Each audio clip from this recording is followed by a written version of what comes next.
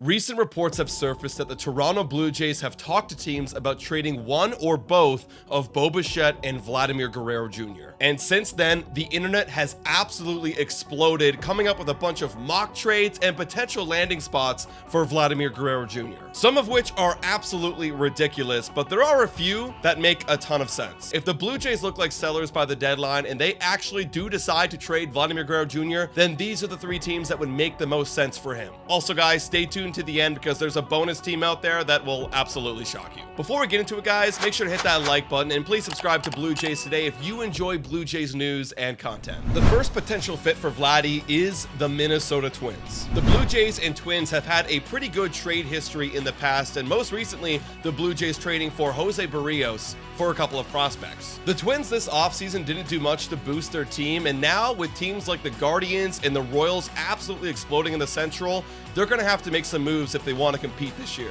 The Twins have a very mid offense this year, ranking 13th in runs scored, and they need a lot of help in that first base position. Carlos Santana has fallen off, and this would be the perfect time for the Twins to make a move and trade for Vladdy, who looks to have found his stroke this season. The Twins have also been growing their farm system, and now they're ranked 15th in all of baseball, so there could be some pieces that the Blue Jays would be looking for a return. They would have to pull the trigger soon because there might be another AL Central team that would pull the trigger first. Number 2 on this list, the Detroit Tigers. Now, originally, I wasn't even going to put the Tigers on this list because they've been struggling recently, and also they're not really known for making big splashes in the deadline. But with where they are currently with their team and their prospect pool, I think now makes the most sense to make a big splash. For all the same reasons why the Twins need to make a splash because the AL Central is starting to become competitive, they also need Vladdy as the last missing piece of the puzzle that could potentially put them over the top. The Tigers pitching staff has been phenomenal this year, ranking 11th in ERA, but the offense is pretty lackluster as they rank 21st in baseball in runs scored. Spencer Torkelson was supposed to be their everyday future superstar first baseman, but he hasn't clicked at all in his young career. He's racked up a negative 1.6 WAR in the first 3 seasons. What the Tigers have working for them is the 5th best farm system in all of baseball, so they could call up some guys that could potentially be pretty good pretty soon, or they might want to consider shipping some of them off to get some very ready now everyday players like Vladimir Guerrero Jr. And with Ross Atkins asking for a big price tag, the Detroit Tigers might be the only team that can afford it. And lastly, you've got the Houston Astros. Now the Astros, they already have an incredible lineup made up of Kyle Tucker and Yordan Alvarez, but arguably their first base position might be one of the worst in all of baseball.